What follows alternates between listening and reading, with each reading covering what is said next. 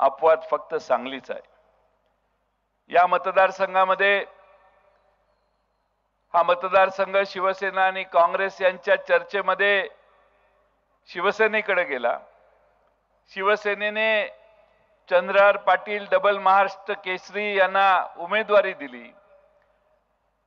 हा त्या पक्षाचा निर्णय आहे, आघाडीचा निर्णय आहे, एकट्या शिवसेनेचा निर्णय नाही।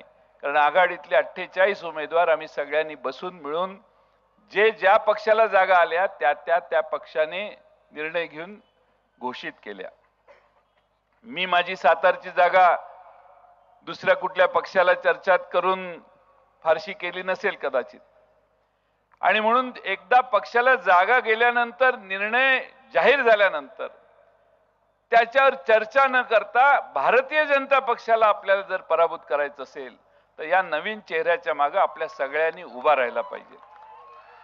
आपण जर आपल्या उद्दिष्टाशी प्रामाणिक असू, महाराष्ट्रामध्ये खरंच आपल्याला भाजपचा चेहरा बुरखा उतरवायचा असेल आणि भाजपचा विरोध करायचा असेल तर महाराष्ट्रात प्रत्येक मतदारसंघ, नुसता सांगली नाहीये, प्रत्येक मतदारसंघामध्ये 3, 4, 5 पक्ष, दोन्ही भारतीय कम्युनिस्ट पक्ष, मार्क्सवादी कम्युनिस्ट पक्ष, समाजवादी पक्ष, शेतकरी कामगार पक्ष, सगळे पक्ष एकसंघपणाने हातात हात घालून काम करतायत।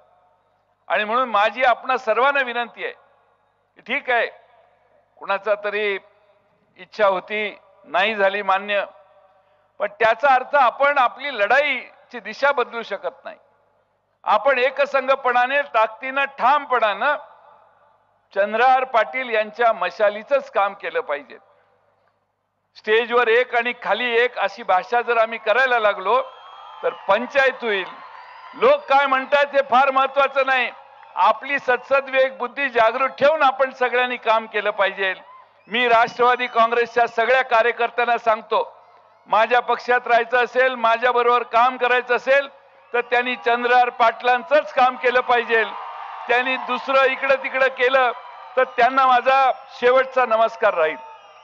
शेवटी आम्हाला भारतीय जनता पक्षाचा पराभव करताना शिवसेना आणि काँग्रेस दोन्ही पक्ष पाहिजेत। मी महाराष्ट्रामध्ये 10 जागा लढवतोय, 10 जागा राष्ट्रवादी शरद पवार साहेब लढवतायत। त्या सर्व ठिकाणी हे दोन्ही पक्ष मला पाठिंबा देत आहेत, दोन्ही पक्ष आम्हाला मदत करतायत, अगदी कम्युनिस्ट पक्षाचे देखील नेते आम्हाला मदत करतायत। त्यामुळे ही आघाडीचा भंग होणार नाही, आघाडीत कुठं क्रॅक जाणार नाही, आघाडी एकसंघ राहील याचा प्रयत्न सगळ्या मान्यवर नेत्यांनी केलं पाहिजे। एखाद्याला राज्य पातळीवर नेतृत्व करायचं असेल तर त्याने तेवढा ठामपणा पण दाखवायचा असतो। लोकांना असं वाटतं उद्धवजी की मी तुम्हाला उमेदवार दिला, मी तुम्हाला सांगितलं ही काँग्रेसची जागा, ही सांगलीची जागा तुम्ही घ्या, असं मी कशाला सांगू? मला माझे 14 जागा पाहिजे होते, 13-14 जागा पाहिजे होत्या। मिलिंद नार्वेकर तिथं होते साक्षीला, 13-14 जागा मिळवताना मला नाकीनऊ झाली। अनेक जागा आम्ही सोडल्या। ईशान्य मुंबईची जागा संजय राऊत यांनी आमचा म्हणजे कधी काढून घेतली आम्हाला कळलंच नाही। तसं आम्ही भंडारा गोंदिया लढवणार होतो, कारण आम्ही मूळची जागा ती आमची तिकडं अमरावती जागा आमची मूळची जागा, तिकडं अपक्ष एक मागच्या वेळी आम्ही अपक्षांना पाठिंबा दिला, तिकडं आम्हाला त्यावेळी काय बुद्धी झालेली कुणास ठाऊक, पण आम्ही तिकडं अमरावतीला अपक्ष उमेदवाराला पाठिंबा दिला। नवनीत राणा ताईंना आमचा पाठिंबा आम्ही दिला। निवडून आल्यानंतर तिसऱ्या दिवशी भाजपच्या दारात जाऊन बसले।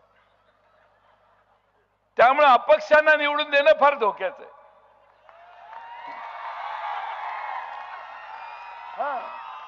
कधी कुठं जातील काय पत्ता नाही, आणि त्यामुळे ज्याला शाहू फुले आंबेडकरांचा विचार मान्य आहे, शाहू फुले आंबेडकरांचा विचार ज्यांना मान्य आहे त्यांना जातीयवादी शक्तींच्या बरोबर लढत असताना ठामपणाने चंद्रहार पाटलांच्या मागे उभा राहायला पाहिजे, हा माझा आग्रह आहे। मला माहिती आहे अनेक जण सोशल मीडियात माझी मापं काढतात, पण ही मी दिलेली किंमत आहे। आघाडीमध्ये मी तुमचा पार्ट आहे, आघाडीमध्ये मी तुमचा पार्ट आहे। अनेक जण माझ्या टीका करतात, माझा काही संबंध सांगलीची जागा काँग्रेसनं का शिवसेनेला दिली असा माझा प्रश्न मी करू शकतो, पण मी नाही केलेला तो प्रश्न. तुमच्या दोघातली चर्चा आहे. मी ही जागाही मागितलेली नव्हती, तोंडातनं ब्रश शब्दही काढलेला नव्हता. कारण मला 13-14 जागा पाहिजे होत्या, त्या माझ्या हळूहळू 10 वर आल्यावर मी त्या चिंतेत होतो. ठीक आहे, पण हा निर्णय झाला. एकदा निर्णय झाला की ताकदीनं त्याच्या मागे उभं राहायचं. मला आठवतंय उद्धवजींचा स्वभाव असा आहे, एकदा त्यांचा निर्णय झाला की सूर्य एखाद्या वेळे पश्चिमेला उगवेल, पण त्यांचा निर्णय ते बदलत. हा मला फार जवळून मागच्या महिन्याभरात अनुभव आलेला आहे. आणि त्यामुळं महाराष्ट्रातला शिवसैनिक त्यांच्या मागे निष्ठेनं का राहतो, तर एकदा दिलेला शब्द हा माणूस मोडत नाही, हा विश्वास सामान्य लोकांना आहे. शेवटी प्रत्येकाचं कॅरेक्टर, प्रत्येकाची व्हॅल्यू ही त्याच्या निर्णय क्षमतेत आहे. आपण अळमटळमपणा केला तर आपलं कॅरेक्टर, आपली पर्सनॅलिटी कधी तयारच होणार नाही. पण उद्धवजी ठामपणाने, मलाही 2-3 ठिकाणी सांगितलं, जयंतराव आमचा निर्णय झालाय, हा विषय बंद झालाय, तुम्ही हा विषय परत काढू नका, असे अनेक मागच्या 2-3 महिन्यात आमच्या चर्चेत सांगितले. ठामपणा आणि स्पष्टपणा, तुम्ही त्यांचं मार्गदर्शन ऐकाल, मला खात्री आहे. या सांगलीकरांना माझी विनंती आहे की नेता कसा असावा. गंगेत करोनाच्या काळात प्रेत वाहून गेली, त्यावेळी महाराष्ट्रात कुठल्याही प्रेताची वासलात विल्हेवाट लावताना योग्य ते संस्कार करून, अंत्यसंस्कार करून नच त्या प्रत्येक प्रेताची विल्हेवाट लावण्याची व्यवस्था आमचे नेते उद्धवजी वर्षा बंगल्यात बसून करत होते.